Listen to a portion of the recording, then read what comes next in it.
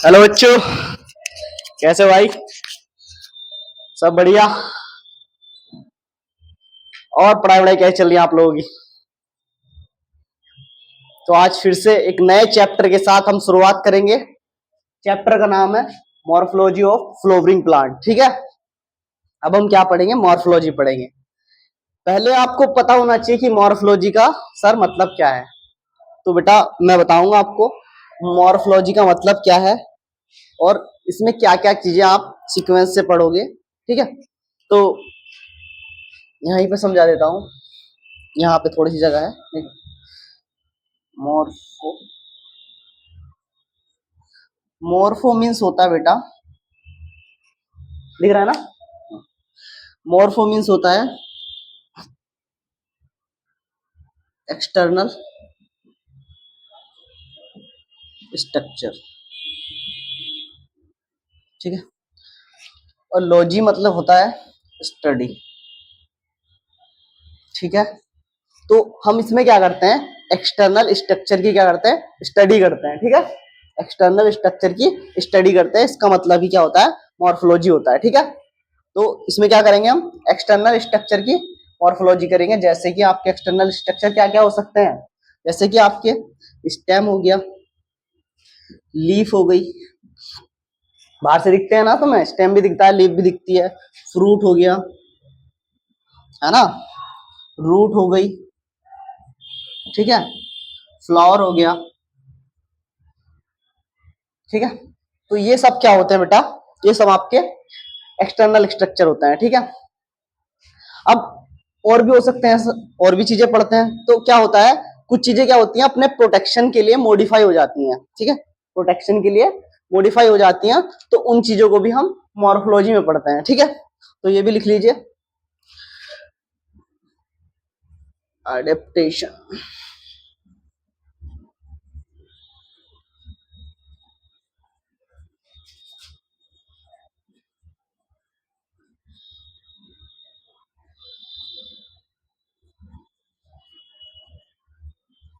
ठीक है, कुछ चीज क्या अडेप्टेशन कर लेते हैं, जैसे कि आपके बहुत सारे प्लांट्स हैं, क्या कर लेते हैं? अडेप्टेशन कर लेते हैं और अपने एक्सिलरी बर्ड से क्या निकाल लेते हैं?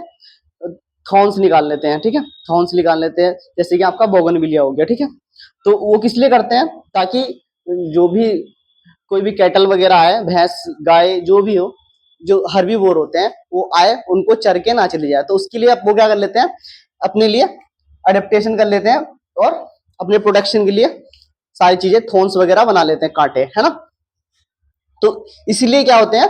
मॉडिफिकेशन होते हैं। तो इन मॉडिफिकेशंस को भी हम किसमें पढ़ते हैं बेटा? मॉर्फोलॉजी में पढ़ते हैं। ठीक है, तो समझ आया आपको मॉर्फोलॉजी किसे कहते हैं? मॉर्फोलॉजी कहते हैं एक्सटर्नल स्ट्रक्चर की स्टडी को। ठीक है, मॉर्फो मींस एक्सटर्नल स्ट्रक्चर और लॉजी स्टडी। ठीक है, तो इसकी स्टडी करने को ही हम क्या कहते हैं? मॉर्फोलॉजी कहते हैं, एक्सटर्नल स्ट्रक्चर की। ठीक है, जो आपको सामने से दिख रहा है, अपीयरेंस दिख रही है जो भी। ठीक है, आया समझ? तो ये तो हो गया आपका जो इसका नाम है। ठीक है, अब बात करेंगे चैप्टर के बारे में। तो सबसे पहले एनसीईआरटी में रूट के बारे में आपको बताया गया है। सबसे पहले किसमें बताया गया? रूट के बारे में। तो आज हम अच्छे से रूट को फिनिश करेंगे, रूट को पढ़ेंगे आज पूरी। ठीक है, एक एक करके सारे फंक्शन जानेंगे इसके कि रूट में होता क्या क्या है। ठीक है, तो सबसे पहले बेटा रूट को जानने से पहले ये प्लांट्स दे रखा है आपको।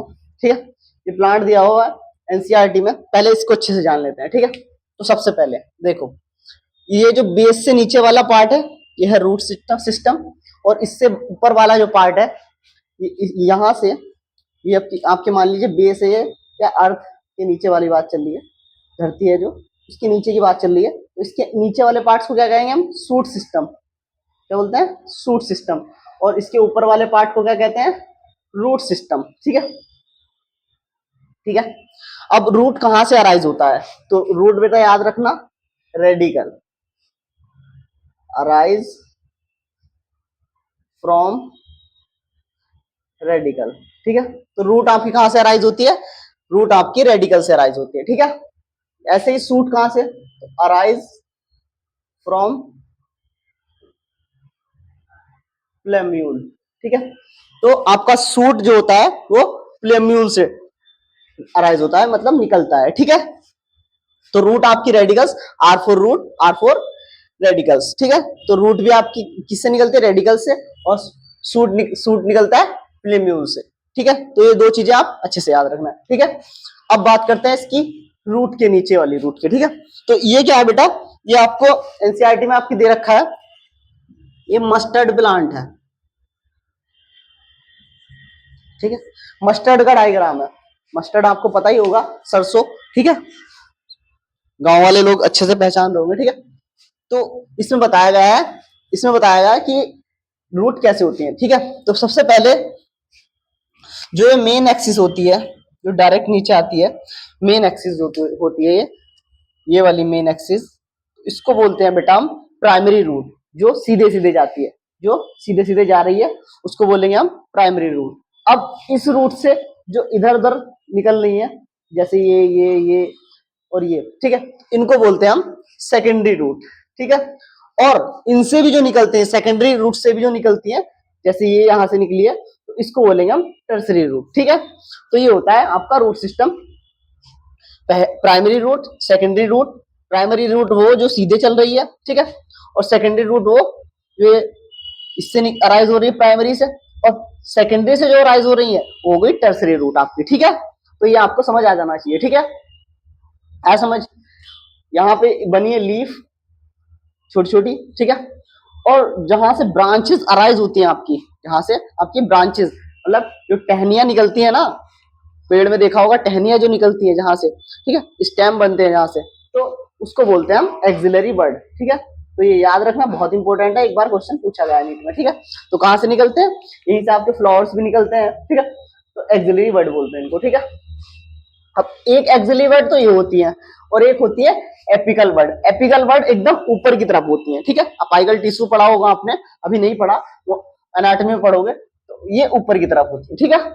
और ये आपका इसमें फ्रूट दे रखा है, सॉरी फ्लावर दे रखा है, और ये इसका फ्रूट है, ठीक है। इसमें छोटे छोटे फ्रूट दे रखे हैं, ठीक है। यहां तक आपको समझ में आ गया होगा।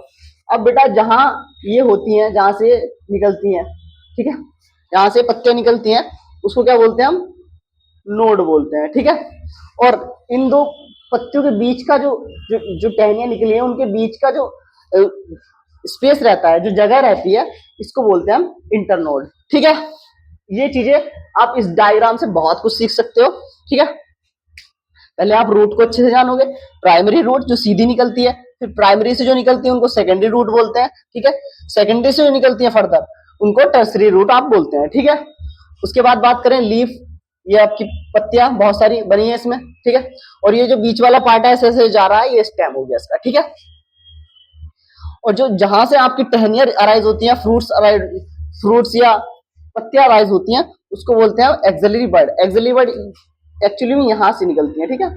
और जो इसके ये पॉइंट रहता है, इसको बोलते हैं नोड्स, ठीक है।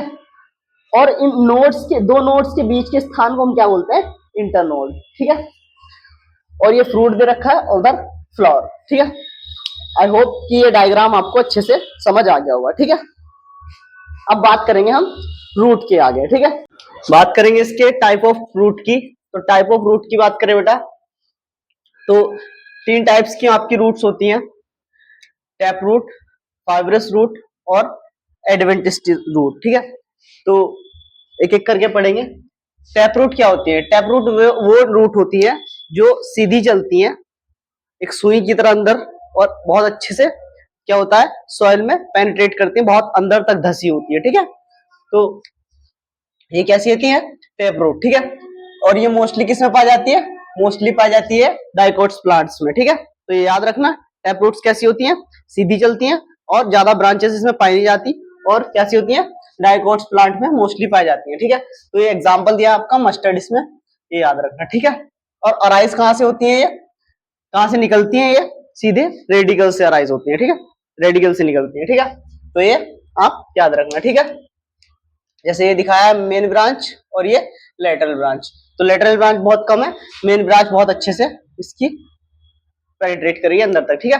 अब बात करें फाइबरस रूट की, तो फाइबरस रूट में क्या होते हैं, बहुत सारे फाइबर्स निकले होते हैं, धागे नुमा स्ट्रक्चर होते हैं बहुत सारी, ठीक है। तो फाइबरस रूट होती है, ठीक है। अब फाइबरस रूट क्या होती है बेटा, मैनी ऑफ फाइबर्स होते हैं, are is based on stem. ये याद रखना, ये नीट में आया हुआ है 2021 में क्वेश्चन कि कहां से निकलती है फाइबरस रूट, तो बेस ऑफ स्टेम से निकलती है, और ये मोस्टली किस में पाई जाती है, मोनोकोट्स प्लांट्स में। याद रखना, इसका एग्जांपल दे रखा है वीट। ठीक है, ठीक है। अब बात करते हैं एडवेंटिशियस रूट की। ठीक है, एडवेंटिशियस रूट कैसी होती है बेटा, एडवेंटिशियस रूट कैसी होती है, ये अराइज होती है, root arise of plant other than radical, तो ये रेडिकल से अलग से अराइज होती है। ठीक है, अदर देन रेडिकल्स, ये इंपॉर्टेंट है। ठीक है, ये याद रखना। इसके एग्जांपल बहुत सारे दे रखे हैं, बनियन ट्री दे रखा है, मॉन्स्टेरा दे रखा है, और ग्रासेस भी दे रखे हैं। कुछ एग्जांपल इसके जो स्टोरेज करती हैं, ये दोनों क्या करते हैं, स्टोरेज ऑफ फूड। ठीक है, स्टोरेज ऑफ फूड करते हैं बहुत ज्यादा, sweet potato and asparagus. Sweet potato क्या कहते हैं, शकरकंदी, शकलकंदी नहीं बोला मैंने तुम्हारी, ठीक है, शकरकंदी। ठीक है, स्वीट पोटैटो को बोलते हैं क्या, शकरकंदी। ठीक है, तुम्हारी तो शकल बहुत अच्छी है भाई। ठीक है, तो मैंने तुम्हारी शकलकंदी नहीं बताई, शकलकंदी नहीं बताई, मैंने बोला शकरकंदी। ठीक है, तो वो होती है, और एस्पैरेगस। ठीक है, तो ये याद रखना। ठीक है, और इसके फंक्शन की बात करें तो फंक्शन होता है इसका एनकरेज। एनकरेज मीन्स पकड़ के रखना, प्लांट की जड़ इतनी डीप तक होती है, इतना भारी प्लांट होता है, इतना बड़ा हो जाता है, तो किस लिए रहता है इतना चिपका हुआ धरती से, सॉइल से, तो एनकरेज करती है इनकी रूट। ठीक है, absorption of water and minerals. ठीक है, स्टोरेज ऑफ फूड, जो भी मैंने एग्जांपल दिया आपको, synthesis of plant plant growth hormones या रेगुलेटर। ठीक है, तो क्या सिंथेसिस कर रही थी, प्लांट ग्रोथ हार्मोन्स या रेगुलेटर। ठीक है, तो ये सारी चीजें इसमें आ जाती हैं। ठीक है, आगे इसकी वीडियो में बात करेंगे बेटा कि आपके प्लांट्स के कुछ एरियाज होते हैं। ठीक है, तो उसके फंक्शन जानेंगे, क्या क्या एरियाज होते हैं, और उसकी रूट के बारे में पूरा पढ़ेंगे। ठीक है, आज के लिए मैं इतना ही रखूंगा, क्योंकि आज बहुत ज्यादा यहाँ शोर शराबा है, तो इसके लिए इतना ही आज। कल वीडियो थोड़ी बड़ी बनाएंगे, और कुछ अच्छा कंटेंट भी होगा उसमें, तो बने रहिए, देखते रहिए, और अच्छे से पढ़ाई कीजिए। ठीक है, धन्यवाद।